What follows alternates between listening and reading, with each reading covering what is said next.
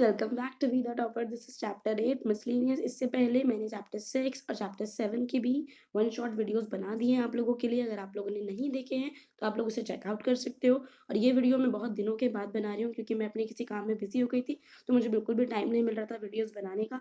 तो चलो अब मैं दोबारा से शुरू करती हूँ। चैप्टर 8 को हम लोग आज पढ़ाने जा रहे हैं आपको।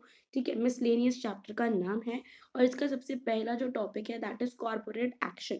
अब देखो, कॉर्पोरेट वर्ड से आपको क्या समझ में आ रहा है, आपको मतलब सिंपली आपको क्या समझना है इससे। कॉर्पोरेट एक्शन का मतलब होता है, कॉर्पोरेट का मतलब है कंपनी और एक्शन का मतलब सब समझते हैं कि भाई कोई काम किया या कोई अनाउंसमेंट करी उसके जैसा। ठीक है, तो अगर कंपनी किसी तरीके की अनाउंसमेंट्स करती है किसी भी चीज के बारे में, अब कंपनी देखो, अभी यहाँ पे स्टॉक मार्केट की बात हो रही है, तो स्टॉक से रिलेटेड या शेयर से रिलेटेड या कंपनी के परफॉर्मेंस से रिलेटेड अगर कोई इंपॉर्टेंट इन्फो कंपनी बाहर दे रही है, उसको अनाउंस कर रही है, तो हम लोग उसको बोलते हैं कॉर्पोरेट एक्शन। ये तो आपकी हो गई समझने की बात। अब इसके अंदर क्या लिखा हुआ है और आपको एग्जाम में क्या लिख के आना है, ये मैं आपको अभी बताती हूँ।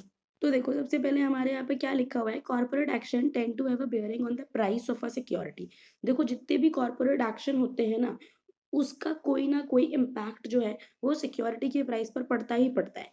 अब देखो, यहाँ पे ये क्या बोल रहा है कि जब भी कोई कंपनी कॉर्पोरेट एक्शन अनाउंस करती है, तो उसका क्या मतलब होता है, उसका मतलब होता है कि या तो उस कंपनी की जो सिक्योरिटीज है उसका नंबर बढ़ेगा या कम होगा। मतलब लोगों के, शेयर होल्डर्स के हाथ में नंबर्स कम ज्यादा होते रहेंगे। ऐसा नहीं है कि वो ज्यादा नहीं, ज्यादा ही होंगे, कम नहीं हो सकते। अगर कंपनी ने बायबैक कह दिया, बायबैक मतलब कंपनी अपने शेयर अगर दोबारा खरीदना चाहती है, तो शेयर होल्डर्स के पास जो कंपनी के शेयर है वो कम हो जाएंगे। और change the face value of security, अगर सिक्योरिटी के फेस वैल्यू में कोई चेंज आ गया। फेस वैल्यू क्या होती है, ये हम लोगों ने थर्ड चैप्टर में बहुत अच्छे से पढ़ा था कि जो हमारा शेयर होता है उसके सर्टिफिकेट पे भी एक फेस वैल्यू होती है जिसका वो टोटल होता है। अगर फेस वैल्यू से ज्यादा का शेयर मिलता है तो उसे क्या बोलते हैं, एट पार बोलते हैं। ठीक है, और अगर फेस वैल्यू से कम का शेयर हमें मिलता है तो हम उसे बोलते हैं डिस्काउंट पे हमें शेयर मिला है। ठीक है, और यहाँ पे क्या हो सकता है, receiving share of a new company by the share holder as in the case of merger या एक्विजिशन। अब अगर कंपनी कोई कॉर्पोरेट एक्शन कर रही है तो ये भी हो सकता है कि आप मान लो आप एबीसी कंपनी के शेयर होल्डर हो, बट आपको अब एक्स वाई जेड कंपनी के भी शेयर्स मिलेंगे। क्यों मिलेंगे, क्या पता इन दोनों के बीच में मर्जर हो गया। जैसे आपने आपने पता नहीं सुना है या नहीं, पहले वोडाफोन और आइडिया अलग अलग कंपनीज थे। ठीक है, अब वो वीआई हो गया है, तो अब ये जो है, ये वोडाफोन और आइडिया जो है इन्होंने मर्ज कर लिया एक दूसरे को। ठीक है, या फिर कोई बड़ी कंपनी कोई छोटी कंपनी को अक्वायर कर ले, इस तरीके से भी हो सकता है। तो यहाँ पे क्या होता है कि हमें दूसरी कंपनी के शेयर भी मिल सकते हैं। अब हमें यहाँ पे क्या दिखाई दे रहा है कि जब भी कोई कंपनी कॉर्पोरेट एक्शन करती है, इसका मतलब होता है कि वो अपने फाइनेंशियल अफेयर्स के बारे में कुछ बात कर रही है। ठीक है, और वो भी जो भी एक्शन लेगी उससे उस कंपनी के शेयर प्राइस पे, उस कंपनी की परफॉर्मेंस पे बहुत ज्यादा असर पड़ेगा। अब आई होप आपको ये समझ में आ गया होगा। अब हम नेक्स्ट टॉपिक पे चलते हैं, डिविडेंड डिक्लेयर्ड बाय कंपनी। अब देखो, जैसे हम लोग बैंक में पैसा जमा कराते हैं तो हम लोगों को इंटरेस्ट मिलता है। ठीक है, सबको पता होगा। अगर हमने सेव किया है बैंक में तो हम लोगों को इंटरेस्ट मिलता है, और अगर हमने वहां से लोन लिया है तो हम लोगों को बैंक को जो है वो इंटरेस्ट जो है वो बैंक को देना पड़ता है। ठीक है, ये चीज चलती है। बट यहाँ पे क्या होगा, यहाँ पे जब हम कंपनी को, जब हमने कंपनी को कोई पैसा दिया है, तो हमने कंपनी को पैसा दिया, कंपनी ने उस पैसे से प्रॉफिट कमाया, और जब कंपनी को प्रॉफिट होगा तो आपको भी तो सिंपली प्रॉफिट होना चाहिए ना, तभी तो आपने कंपनी को पैसे दिए थे। तो अगर कंपनी को प्रॉफिट होता है तो कंपनी भी आपको कुछ इंटरेस्ट के तौर पर वापस करती है, और उसी को हम लोग क्या बोलते हैं, स्टॉक शेयर बाजार की भाषा में हम लोग उसको क्या बोलते हैं, डिविडेंड बोलते हैं। तो आई होप आपको वैसे समझ में आ गया होगा। अब यहाँ पे हम लोग पढ़ लेते हैं कि क्या लिखा हुआ है। तो यहाँ पे देखो क्या लिखा हुआ है, यहाँ पे पढ़ना शुरू करेंगे। Dividend is distribution of part of a company's earnings to share holders usually twice a year. मतलब क्या होता है, कंपनी ने जितना भी कमाया है उसका कुछ पार्ट, उसका कुछ डिस्ट्रीब्यूशन, कुछ पार्ट उसका हम क्या करते हैं, शेयर होल्डर्स को देते हैं। मतलब जो कंपनी होती है वो शेयर होल्डर्स को देती है, और साल में ऐसा दो बार होता है। एक होता है फाइनल डिविडेंड, एक होता है इंटरिम डिविडेंड। फाइनल मतलब जब फाइनेंशियल ईयर एंड होता है तो फाइनल डिविडेंड मिलता है, और उसके बीच में इंटरिम डिविडेंड भी हमें मिलता है। और ये शेयर होल्डर्स के लिए एक इनकम का सोर्स होता है। क्योंकि अब देखो जैसे आपने मान लो जैसे हम पुराने ज़माने में आपने एसएसटी वगैरह में पढ़ा होगा इस चीज़ को कि जैसे जो बड़े-बड़े लैंडलॉर्ड्स होते थे, वो छोटे पुअर लोगों को कुछ लोन दे रहे हैं। अब लोन दे रहे हैं तो वो उससे पैसे कमा रहे हैं, तो उनका जो घर चलता था ना, वो उसी जो लोन का जो इंटरेस्ट है ना, उससे चलता था। तो यहाँ पे क्या होता है, इस तरीके से जो शेयर होल्डर्स होते हैं ना, उनके लिए भी डिविडेंड जो होता है वो एक इनकम होती है, एक सोर्स ऑफ इनकम होता है जहाँ से उनको पैसे मिलते हैं। तो आई होप आपको ये डिविडेंड वाला कॉन्सेप्ट समझ में आ गया होगा। अब हम आगे बढ़ेंगे, अब हम देखेंगे what is meant by dividend yield. तो देखो डिविडेंड यील्ड जो होता है वो एक रिलेशनशिप शो करता है किसके बीच में, करंट प्राइस ऑफ स्टॉक, कि भाई करंटली इस स्टॉक का जो प्राइस है वो कितना है और इस पर हमें कितना डिविडेंड मिल रहा है। यूजुअली ऐसा माना जाता है कि जितना हायर आपका डिविडेंड निकल कर आएगा उतना अच्छा होता है इन्वेस्टर्स के लिए, कि आपको भाई आप कम शेयर भी खरीदोगे या फिर उस शेयर का वैल्यू इतना ज़्यादा है कि भाई आपने इतना ही खरीदा पर आपको डिविडेंड उसके ऊपर अच्छा खासा प्रॉफिट मिल रहा है, मतलब कंपनी भी जो है जो अच्छा परफॉर्म कर रही है, ऐसा माना जाता है। और इसे कैलकुलेट कैसे करते हैं ये आपके लिए जानना ज़रूरी है। Aggregating past years dividend, past year में आपने कितना डिविडेंड दिया है उसको डिवाइड कैसे करेंगे, and dividing it by current आपका जो स्टॉक प्राइस है, करंट स्टॉक प्राइस से आपको अपना पास्ट ईयर का डिविडेंड जो है वो डिवाइड करना है, तब आपको पता चल जाएगा कि डिविडेंड यील्ड हमारी बेसिकली कितनी आ रही है। और यहाँ पे कहा जाता है ऐसा कि जितना हायर डिविडेंड होगा ना उतना अच्छा होता है, मतलब इन्वेस्टर्स, अब आपसे पूछा जा सकता है कि हायर डिविडेंड यील्ड अच्छी है या फिर लोअर डिविडेंड यील्ड अच्छी है, तो आपको यहाँ पे बताना है कि जितनी डिविडेंड यील्ड अच्छी होगी, हाई होगी, उतनी अच्छी होगी। बट ऐसा कई बार कहते हैं कि ऐसा हो जाता है कि हायर डिविडेंड यील्ड वाले जो शेयर्स भी होते हैं वो भी बस्ट हो जाते हैं, डूब जाता है मार्केट, क्योंकि पता नहीं होता ना, ये शेयर मार्केट है, आपको कुछ भी पता नहीं हो सकता ऑलरेडी कि भाई आगे ऐसा ही होगा। आप एक अनुमान लगा सकते हो, आप एक गेस कर सकते हो, बट ज़रूरी नहीं है कि जैसा आपने, हो सकता है बहुत सारी कैलकुलेशंस के बाद भी चीज़ें वैसी ना हो जैसी आपने सोची हो, ठीक है? तो ये चीज़ आई होप आपको डिविडेंड यील्ड समझ में आया होगा। अब हम बात करेंगे what is a stock split. अब देखो स्टॉक स्प्लिट का क्या मतलब होता है? देखो स्टॉक का मतलब, स्टॉक स्प्लिट का मतलब उसको तोड़ना, ठीक है? अब जैसे मान लो कि यहाँ पे क्या हो रहा है कि हमने जो कॉर्पोरेट जो पहली बात अगर हम इसे देखें कि जो स्टॉक स्प्लिट है वो भी एक तरीके का कॉर्पोरेट एक्शन ही होता है, ठीक है? कंपनी इसके बारे में भी बताती है और इससे शेयर्स के नंबर पर इफेक्ट पड़ता है, शेयर का नंबर इंक्रीज हो जाता है। और वो क्यों होता है, कैसे होता है, उसके बारे में अभी हम बात करेंगे। कि देखो यहाँ पे क्या लिखा है, जो स्टॉक स्प्लिट होता है उसमें क्या करते हैं कि जितने भी एग्जिस्टिंग शेयर्स है हम उसको स्प्लिट कर देते हैं। मतलब अगर एक शेयर, ताकि बहुत सारे इन्वेस्टर्स उसे खरीद पाए, मान लो कि पहले एक कंपनी का जो एक शेयर था वो 50,000 रुपए का था, ठीक है?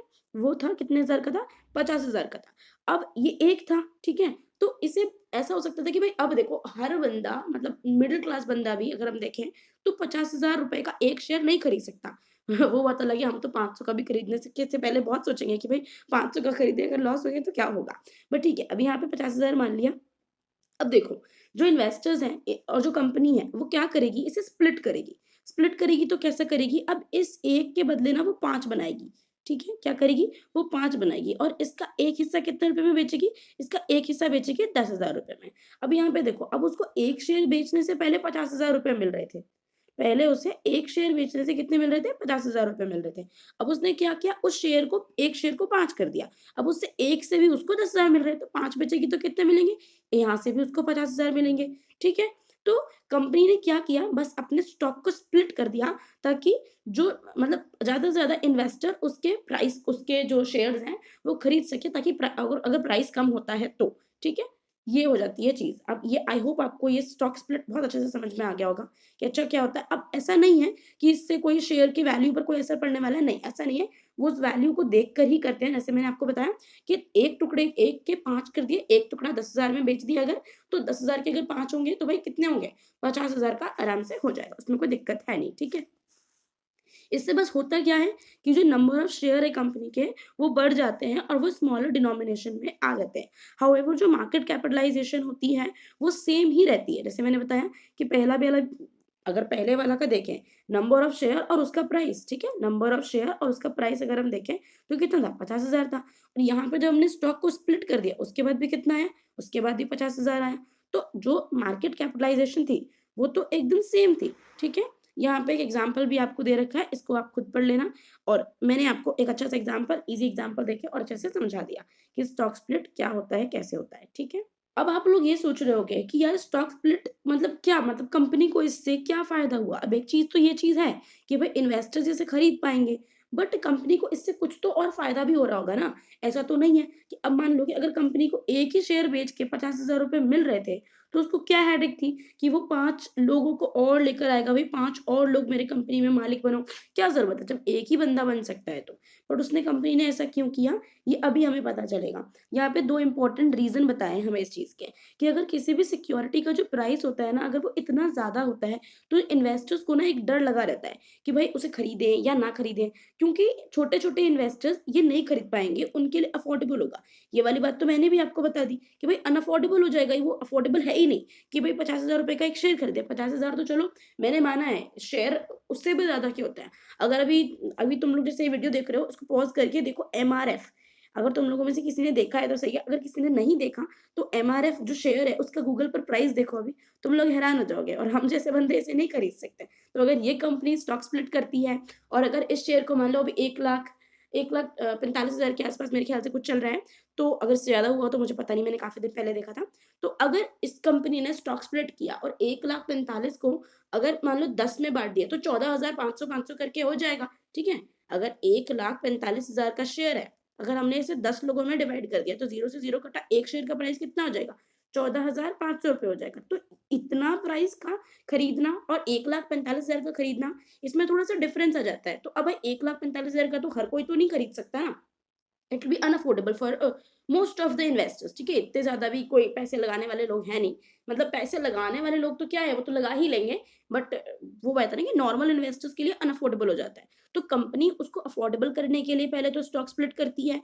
दूसरी बात क्या होता है कि वो ना अट्रैक्टिव भी बन जाता है, और ज़्यादा से ज़्यादा आपके कंपनी में आपके जो शेयर होल्डर्स हैं, वो आपके आ जाएँगे। अब यहाँ पे एक और चीज़ देखो कि जो सेकंड रीज़न है, अब पहला जो क्या था, पहला तो भाई ये था कि भाई हम उसे अफोर्डेबल बनाना चाहते हैं। जो कंपनी है, वो अपने शेयर्स को अफोर्डेबल बनाना चाहती थी, इसीलिए उसने क्या करा, उसने जो स्टॉक स्प्लिट कर दिया। अब हमारे पास आ जाता है यहाँ पर दूसरा reason. I am so sorry for my bad handwriting, इतनी गंदी भी राइटिंग है नहीं, बट क्योंकि वो फिंगर से चलाना पड़ रहा है, तो वो बहुत गंदा हो जा रहा है, तो इट्स ओके। मैनेज कर लेना।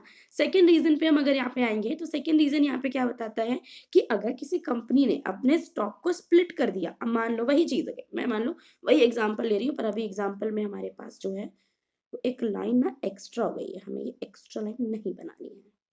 ओके? तो ये 5 पार्ट्स हो गए। अब यहाँ पे अब एक जब हिस्सा था, एक 50,000 का था, तो यहाँ पे देखो अगर इसकी लिक्विडिटी, अब मान लो कि मुझे भाई 2 इन्वेस्टर्स को बाहर निकालना है, तो अगर मेरे को यहाँ से 2 इन्वेस्टर्स को बाहर निकालना होता, तो सीधे मेरे 1,00,000 का जो वैल्यूएशन है वो चला जाता, ठीक है?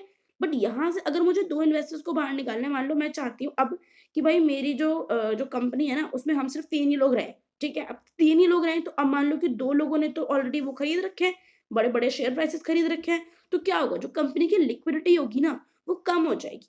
अब कंपनी की लिक्विडिटी कम होने का क्या मतलब है कि कंपनी जब चाहेगी तो अपने कंपनी को, अपने पैसे को बहुत वो नहीं कर सकती कि भाई आपने जल्दी से शेयर बेचा और सारा जो पैसा है, जैसे क्योंकि अब जब शेयर बेच रही है कंपनी, तो उसका जो ओनरशिप राइट है वो भी तो चला जाता है ना। अब आपको लग रहा होगा कि अगर बहुत सारे इन्वेस्टर्स आ जाएंगे तो ओनरशिप भी तो बहुत साथ में बढ़ जाएगी, बट अगर ये बढ़ जाएगी ना, और लोगों ने छोटे छोटे शेयर प्राइसेस पे शेयर्स खरीद रखे होंगे, तो उनको एग्ज़िट देना आसान हो जाएगा, मतलब उन्हें निकलना वहाँ से आसान हो जाएगा। ये एग्ज़िट वर्ड हो सकता है, तुम लोगों ने अगर शार्क टैंक देखा हो, तो उसमें सुना होगा कि शेयर होल्डर्स को एग्ज़िट कैसे देते हैं, ये सुना होगा। Splitting a stock may lead to increase in the stock's liquidity since more investors are able to afford the share and total outstanding share to the company have also increased in the market। अब यहाँ पे वही बात है कि अगर बहुत सारे शेयर्स होल्डर्स आपकी कंपनी में आएँगे, तो पहली बात तो आपकी कंपनी अफ़ोर्ड करने के लायक हो जाएगी, मतलब अफ़ोर्डेबल हो जाएँगे आपके शेयर्स, और दूसरे मार्केट में जो आपके शेयर्स हैं, बहुत ज़्यादा बढ़ जाएँगे।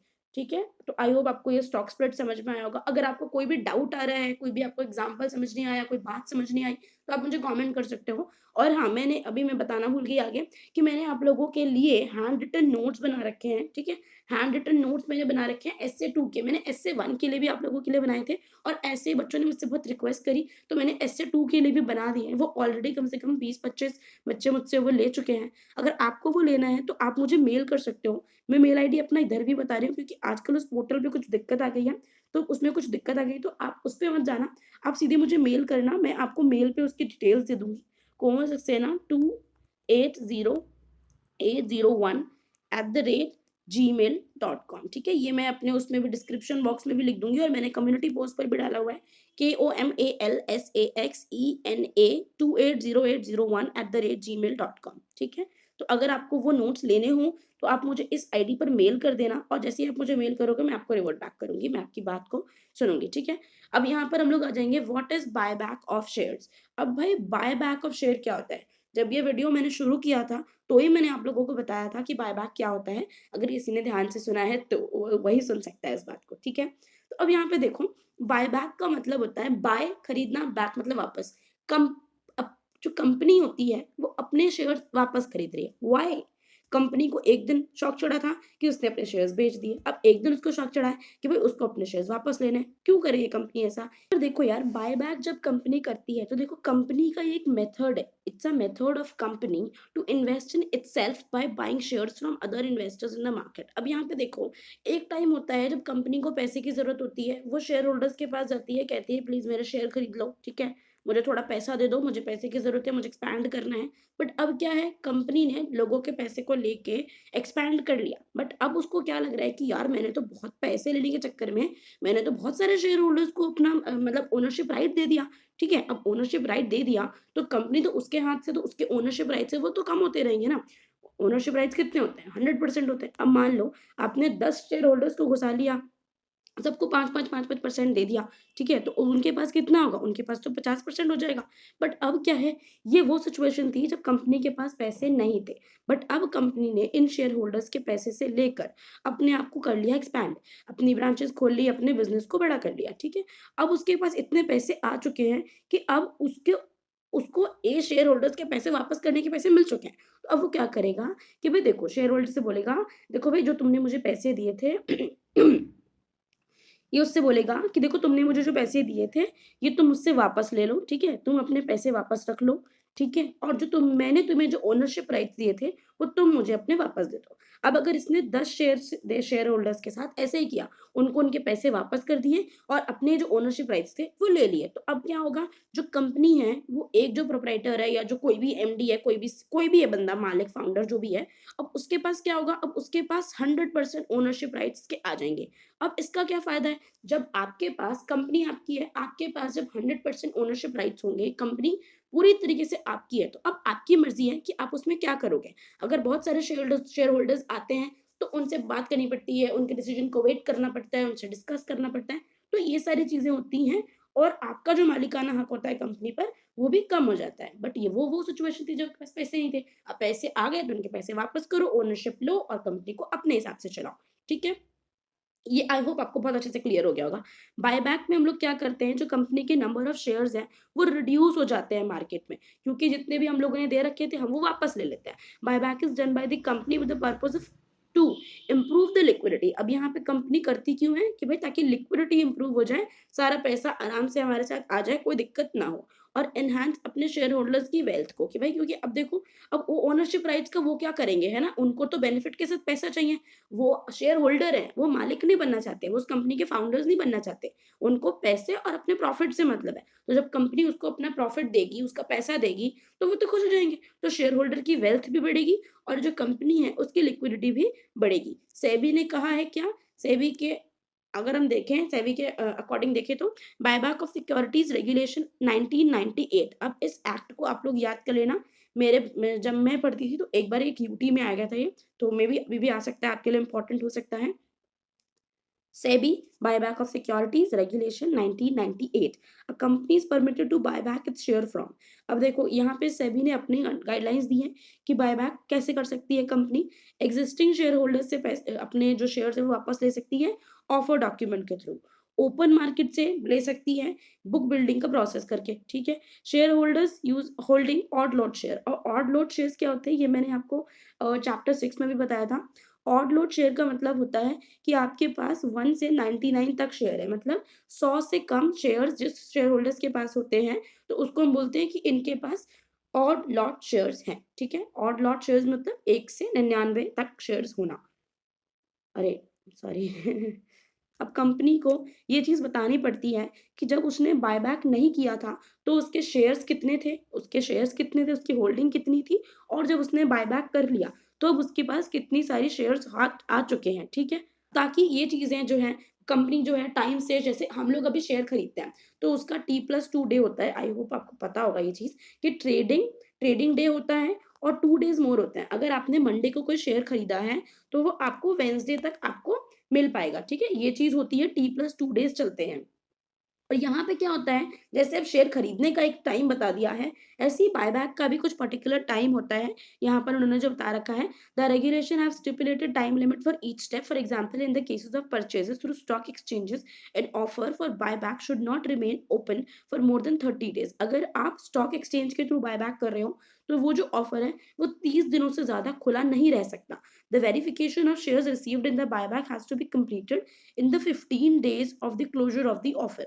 और यहाँ पे जो बायबैक का वेरिफिकेशन होगा कि अच्छा इस शेयर होल्डर से हमें इतने शेयर लेने हैं, मिल गए, क्या हो रहा है, सारा सीन जो है वो 15 दिनों के अंदर, जैसे ऑफर क्लोज होती है, ये 30 डेज के बाद जो ऑफर क्लोज होती है, उसके 15 दिनों के अंदर अंदर आपको ये चीज करनी है।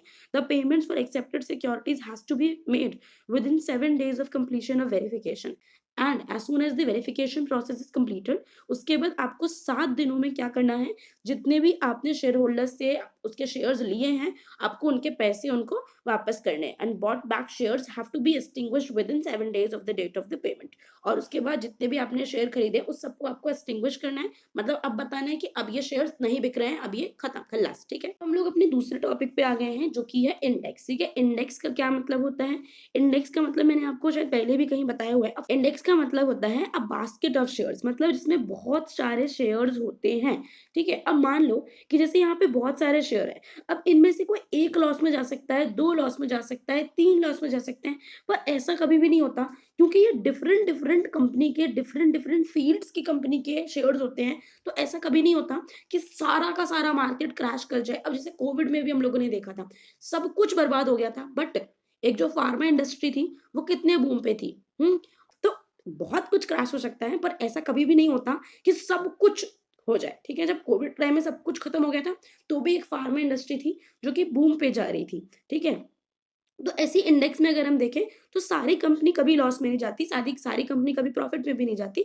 बट अगर हम इंडेक्स में पैसा लगाते हैं, तो हमारा जो पैसा है वो बैलेंस हो जाता है, कि अगर आपको लॉस हो रहा है कहीं से, तो कहीं से प्रॉफिट होगा, तो वो बैलेंस आउट होके वो प्रॉफिट या लॉस जैसे भी दिखेगा। अगर ज़्यादा, बहुत ज़्यादा लॉस है, तो आपको लॉस दिखेगा, और अगर थोड़ा-सा ज़्यादा भी प्रॉफिट आ गया, तो आपको थोड़ा बहुत प्रॉफिट हो जाएगा। ये तो मैंने आपको इंडेक्स समझाया।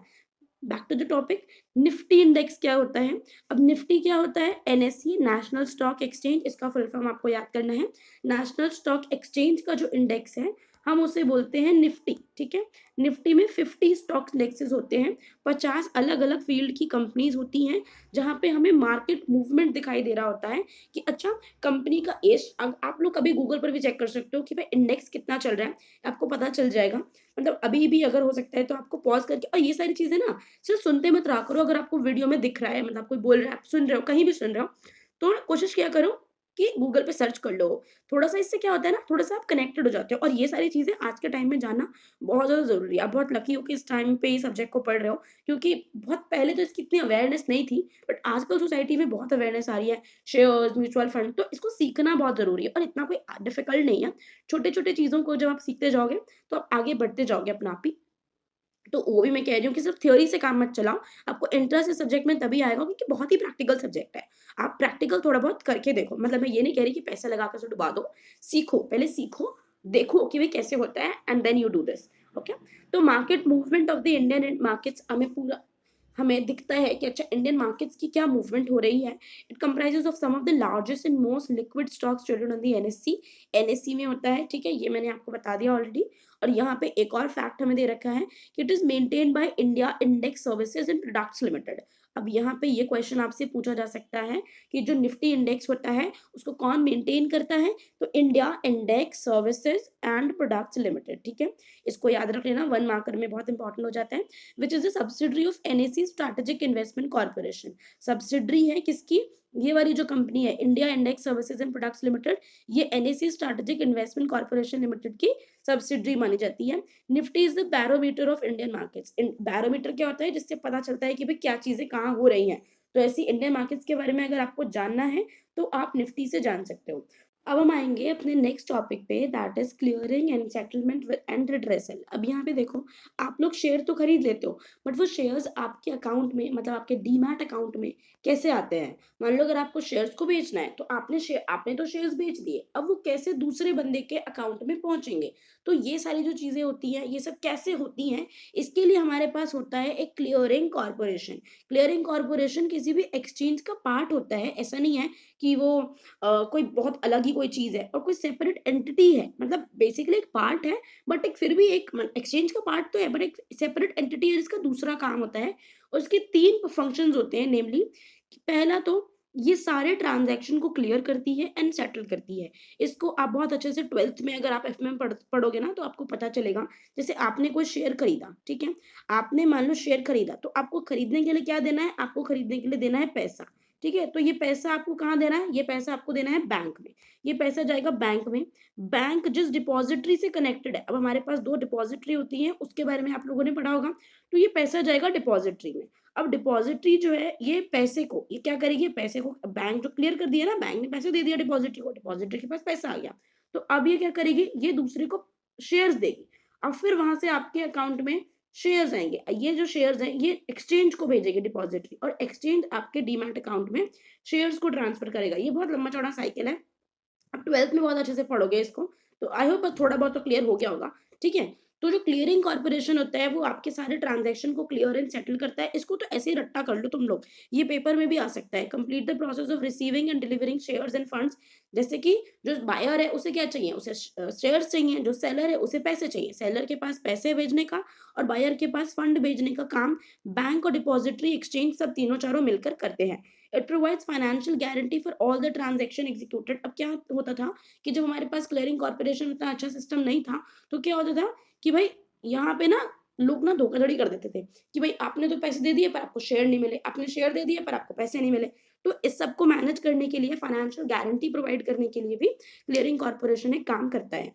और यहाँ पे रिस्क भी मैनेज हो जाता है कि जब एक पूरी सेपरेट एंटिटी हमारे लिए इस प्रोसेस के लिए काम करती है, तो सबको कहीं न कहीं बिलीव तो हो ही जाता है कि हमें इतना लॉस नहीं होगा। और उसके बाद हमारे इंडिया में जो 100% सब्सिडरी है एनएससी की, जो एक क्लियरिंग कॉर्पोरेशन का काम करती है, that is national securities clearing corporation, ठीक है? इसको आपको फुल फॉर्म याद करना है और इसके फंक्शन भी याद करना है, ये पेपर में आ जाता है, इंपॉर्टेंट क्वेश्चन भी आप इसे मान सकते हो। अब यहाँ पे आएगा what is ruling settlement. Ruling settlement क्या होता है? अभी मैंने आपको T+2 डे का बताया था, ये बिल्कुल वही चीज़ है। किस तरीके से आपके अकाउंट में, जैसे यहाँ पे देखो, जो सेटलमेंट होते हैं वो T+2 बेसिस पर आपके अकाउंट में आते हैं। जैसे आपने मंडे को अगर शेयर खरीदा है तो वो वेडनेसडे तक आपके डीमैट अकाउंट में ट्रांसफर हो पाएगा। अब यहाँ पे हम बात करेंगे व्हाट इज पे इन एंड पे आउट। पे इन क्या होता है और पे आउट क्या होता है। ठीक है, तो पे इन जो डे होता है उस दिन क्या होता है, जो सिक्योरिटीज सोल्ड होती हैं, जो सिक्योरिटीज बिकी हैं आज, मतलब सेलर था एक, ठीक है, एक सेलर था, उसने कुछ सिक्योरिटीज को बेच दिया। उसने क्या करा, सिक्योरिटीज को बेच दिया, तो वो अपनी जो सिक्योरिटीज है वो किसे दे देगा, वो दे देगा एक्सचेंज को। ठीक है, and the funds for securities purchase are made available to the exchange by buyers. अब यहाँ पे एक चीज देखो, मैं यहाँ पे बताती हूँ आपको कि यहाँ पे क्या हुआ था, यहाँ पे जो सेलर था उसे क्योंकि सिक्योरिटीज बेचनी थी, तो उसने क्या करा, उसने वो सिक्योरिटीज जाके जाके एक्सचेंज को दे दी। बट अब यहाँ पे ये सिक्योरिटीज चाहिए किसे, ये चाहिए बायर को। तो बायर एक्सचेंज को क्या देगा, बायर एक्सचेंज को देगा फंड्स। ठीक है, तो पे इन वो दिन होता है जो देने का दिन होता है। आप इसको ऐसे याद कर सकते हो, पे इन मतलब देना। ठीक है, तो देगा कौन और देगा क्या, ये तो आपको खुद ही समझ में आ जाएगा कि सेलर जो बेच रहा है वो पैसा थोड़ी बेच रहा है, वो तो सिक्योरिटीज बेच रहा है, और वो देगा किसे, एक्सचेंज को देगा। जो बायर है वो क्या देगा, वो पैसे देगा। ठीक है, तो पे इन मतलब देना। इसको बच्चे कंफ्यूज हो जाते हैं, गलत कर देते हैं। तो जैसे मैंने इसको सीखा था, मैं बिल्कुल वैसे ही आपको बता रही हूँ। पे इन का मतलब होता है देना, आपको देना है। तो सेलर को सिक्योरिटीज देनी है, बायर को फंड्स देना है। किसको देना है, एक्सचेंज को देना है। ठीक है, अब ऐसे ही, अब एक हो गया देना, एक हो गया लेना। ठीक है, देना लेना ये सब आपने घर में बहुत सुना होगा, तो उसको अभी याद करने का टाइम आ चुका है, उसे याद कर लो। पे आउट का क्या मतलब होता है? पे आउट का मतलब होता है लेना, ठीक है? अब यहाँ पे क्या होगा, जो सेलर है, अब ये मुझे लगता नहीं है वैसे समझाने की ज़रूरत है, ये आपको खुद ही सब समझ में आ ही जाएगा अब। अब यहाँ पे अगर पे आउट की बात हो रही है, अगर यहाँ पे लेने की बात हो रही है, तो जो सेलर है, वो क्या लेगा? वो सेलर लेगा फंड्स, ठीक है? और जो बायर्स हैं, वो बायर क्या लेंगे? वो बायर लेंगे सिक्योरिटीज़। तो बहुत ही सिंपल है ये, तो अब आप इसे पढ़ लोगे तो आपको बहुत अच्छे से समझ भी आ जाएगा, ठीक है? और is the day the securities purchase are delivered to the buyers, buyers को जो है वो सिक्योरिटीज़ मिल जाती हैं और जो सेलर्स हैं उन्हें फंड मिल जाते हैं। आई होप इससे ईज़ी एक्सप्लेनेशन कुछ नहीं हो सकता था इसका। मैंने बहुत अच्छे से समझा दिया है आपको, कमाल कर दिया है मैंने, इधर मैजिक कर दिया है और राइटिंग भी इस बार थोड़ी बहुत ठीक आई है, ठीक है? तो आई होप तुम्हें समझ में आ रहा होगा। अब हम आते हैं व्हाट इज़ एन ऑक्शन। ये ऑक्शन जैसी जो चीज़ें हैं ना, ये तुमने वो उन उन टीवी सीरियल्स में देखे होंगे जो शुरुआत में बड़े अमीर होते हैं, बट अचानक से उनके फैमिली में ना धूम-ता-ना-ना-ना-ना हो जाता है, तो ना नीलामी की नौबत आ जाती है। तो ये बिल्कुल वही तरीका है। What is an auction? तो ऑक्शन होता है नीलामी। On account of non delivery of securities by the trading member on pay in day, the securities are put up for auction by the exchange. अब मान लो कि देखो, जो सेलर है ना, वो सेलर काम नहीं कर रहा। सेलर तो क्योंकि उसने पैसे दिए थे, तो भाई उसके पास सिक्योरिटीज़ आ गई थी। तो अब क्योंकि वो उसे बेचना चाहता है, तो वो सेलर है। बट उसके बिहाफ़ पे ना एक ट्रेडिंग मेंबर, एक जो ब्रोकर होता है, उसी को हम लोग ट्रेडिंग मेंबर बोलते हैं। तो वो ट्रेडिंग मेंबर काम कर रहा होता है। अब मान लो कि पे इन का दिन आया, पे इन का दिन का मतलब क्या था? देना। अब जो ट्रेडिंग मेंबर था, उसको हम शॉर्ट फॉर्म में टीम बोलते हैं। जो टीएम था, जो ट्रेडिंग मेंबर था, उसने सिक्योरिटीज़ दी ही नहीं। वो बहुत बदतमीज़ निकला, वो धोखाधड़ी का मामला कर गया, ठीक है? उसने सिक्योरिटीज़ नहीं दी, तो अब जो एक्सचेंज है, एक्सचेंज क्या करेगा? अब देखो, एक्सचेंज तो चाहता है ना कि बायर को सिक्योरिटीज़ मिल जाए, क्योंकि अगर बायर को सिक्योरिटी नहीं मिली और अगर इसी तरीके से होता रहा, तो क्या कोई बायर या कोई इन्वेस्टर आपके ऊपर बिलीव करेगा? आपके संग काम करने की इच्छा रखेगा कि भई यार इस प्लेटफ़ॉर्म पे तो खरीदो, इस पे तो ऐसा हो जाता है, इस पे तो वैसा हो जाता है, तो भई बंदे नहीं आएँगे।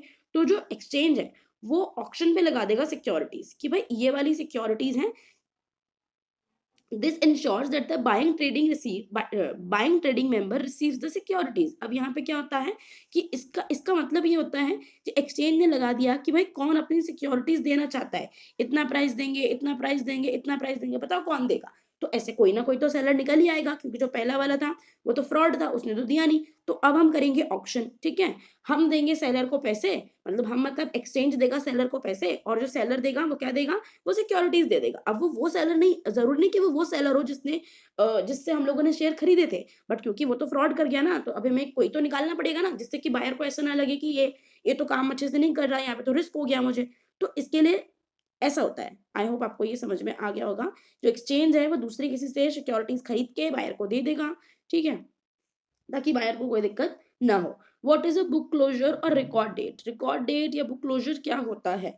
देखो, अब यहाँ पे आएँगे। Book closure and record date help a company determine exactly the share holders of a company as on a given date. अब एक गिवन डेट पर एक कंपनी में कितने शेयर होल्डर्स हैं, ये जानने के लिए आप इसका यूज़ कर सकते हो। Book closure refers to the closing of register of the names of investors in the records of a company. Book closure का क्या मतलब है? Book close हो रही है, ठीक है? To the closing of the register of the names of investors in the records of a company. किसी भी कंपनी के रिकॉर्ड्स में एक जो रजिस्टर है, वो बंद होने जा रहा है, ठीक है? वो बंद होने जा रहा है मतलब खलास, खत्म। मतलब पूरा ये है कि भई अब से लेकर इतने तक इतने शेयर होल्डर्स हैं, अब हमने इसे बंद कर दिया। Company announces book closure dates from time to time. The benefits of dividend, bonus issues, right issues accrue to investor whose name appears on the company's record as on a given date. अब मान लो कि यहाँ पे इसका सबसे अच्छा use पता है कहाँ पे होता है?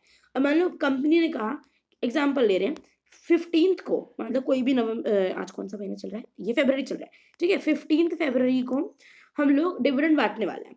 अभी कंपनी ने मान लो बहुत दिनों पहले से कह दिया, तो पर कंपनी ने क्या बोला कि 15th फ़रवरी को मैं एक हाइपोथेसिस एग्ज़ाम्पल ले रही हूँ। मैं नहीं कह सकती कि मैं इसमें डेट, दिन इस सब का ध्यान नहीं रख रही हूँ। बस ऐसे एग्ज़ाम्पल के लिए बस तुम समझ लेना कि मान लो मैंने बोला 15 फ़रवरी को मैं डिविडेंड बाँटूँगी, ठीक है? पर 15 फ़रवरी को डिविडेंड सिर्फ़ उन्हें मिलेगा जो 12 फ़रवरी तक कंपनी के शेयर होल्डर्स थे, या जो 14 फ़रवरी तक कंपनी के शेयर होल्डर्स थे। तो आप क्या करोगे?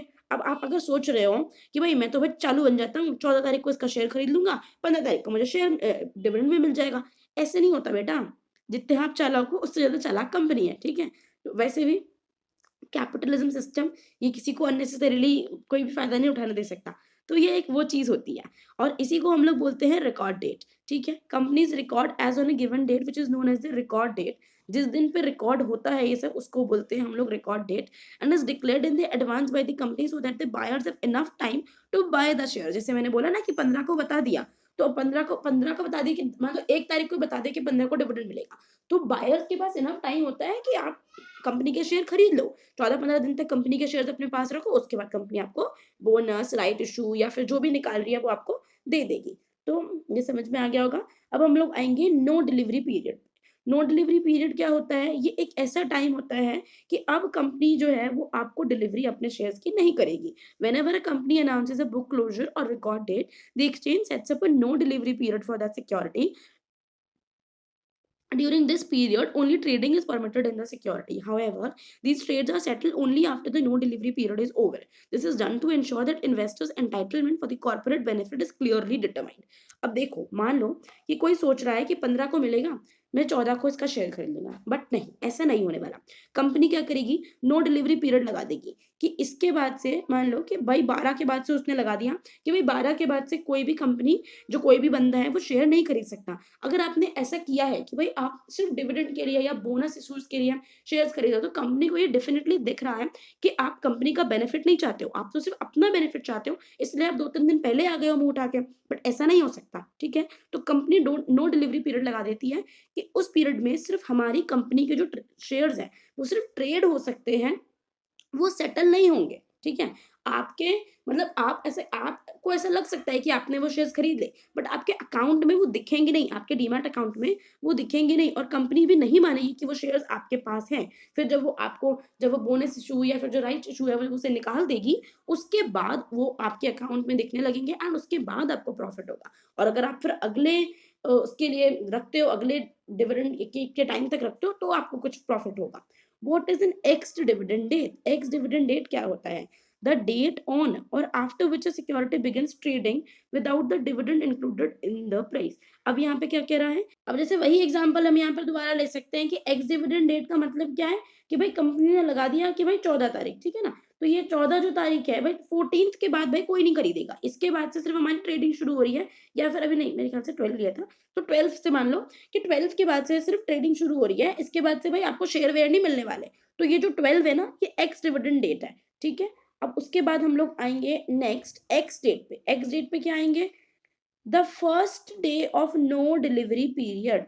First day of no delivery period. अब जैसे हमने यहाँ पे क्या माना था कि जो 12 है, 12 के बाद से हम डिलीवरी नहीं करेंगे।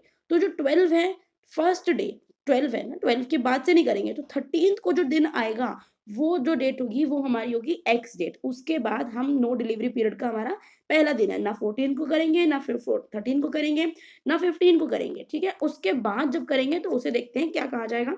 बट 13 जो है वो हमारा यहाँ पर एक्स डेट हो जाएगा क्योंकि हमारा नो डिलीवरी का पहला दिन है। इसके बाद से हम डिलीवरी नहीं करेंगे। What recourses are available to investor client for redressing his grievances?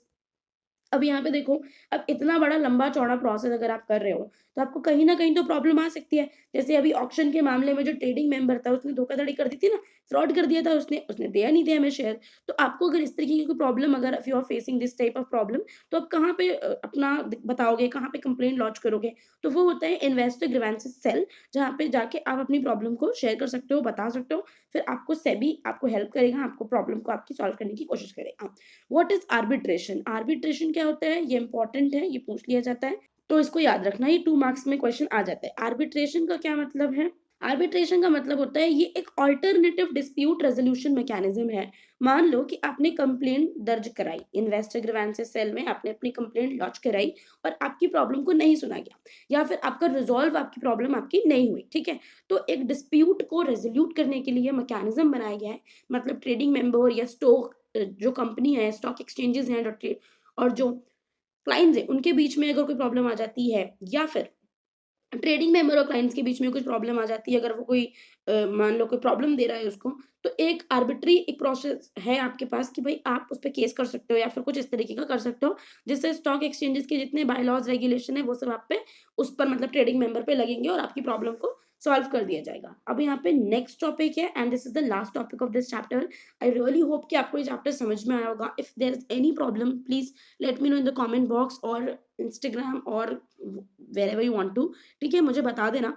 और मुझे ऐसा लगता है कि ये चैप्टर काफ़ी अच्छे से मैंने पढ़ा दिया आप लोगों को, तो दिक्कत नहीं होगी। बट फिर भी होती है तो प्लीज़ मुझे बता देना। और वो हैंड रिटन नोट्स का जो मैंने आपको बताया था, उसके लिए आप मुझे मेरी मेल आईडी पर मेल कर सकते हो, तो उसके बारे में हम लोग वहाँ बात कर लेंगे। क्योंकि वो बहुत डिटेल्ड मैंने बना रखा है और उसको जब मैंने बनाया तो खुद भी मुझे और भी ज़्यादा अंडरस्टैंडिंग इस चैप्टर की बिल्ड हुई है। तो उसके बाद मुझे भी ऐसा फ़ील हो रहा है कि मैं बहुत ही काफ़ी बेटर आपको एग्ज़ाम्पल से बहुत अच्छे से आपको समझा पा रही हूँ। तो इन्वेस्टर प्रोटेक्शन फंड क्या है? ये सेबी मेंटेन करता है। क्या करने के लिए? गुड इन्वेस्टर क्लेम्स रखने के लिए। भाई देखो, अगर आपको कोई भी प्रॉब्लम हुई है, आपको अगर कुछ भी दिक्कत आ रही है, तो आप इन्वेस्टर प्रोटेक्शन फंड से हेल्प ले सकते हो। मान लो आपका पैसा डूब गया, मतलब ट्रेडिंग मेंबर ने आपको देखो, पैसा ऐसा नहीं है कि अगर ट्रेडिंग मेंबर ने आपसे पूछा था कि 10 लाख रुपए लगा दें, आपने कहा हाँ भाई लगा दो। उन्होंने कहा प्रॉफिट लेना है, और आपने कहा हाँ भाई लेना है। तो उसने आपके कहने पर लगा दिया, आपका पैसा डूब गया, ठीक है? तो इसमें आपको पैसा वापस नहीं मिलेगा। बट अगर ट्रेडिंग मेंबर ने कोई गलती आपसे करवाई है, कोई डिफ़ॉल्ट करा है उसके एंड से और तब आपको जाके डिफ़ॉल्ट आपको नुकसान हुआ है या फिर आपको बहुत ज़्यादा लॉस हुआ है, तो आपको कुछ मतलब आपको जो है जो एनएसई आपको हेल्प कर सकती है। ऐसा नहीं है कि आपने शेयर में पैसा लगाया, आपको लॉस हो गया तो आप चले गए इन्वेस्टर प्रोटेक्शन फंड के पास कि भई हमारा तो पैसा डूब गया, लो हमें पैसा दे दो। ऐसा नहीं होता है। The maximum amount of claims payable from the IPF कितना है?